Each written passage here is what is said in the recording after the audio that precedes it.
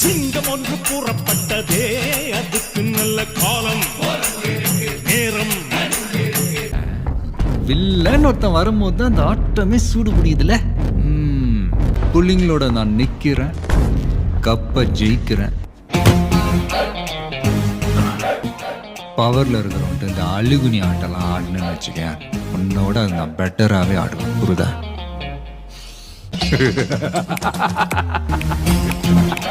பேசிட்டு இருக்கும் போதே பாயிண்டான சும்மா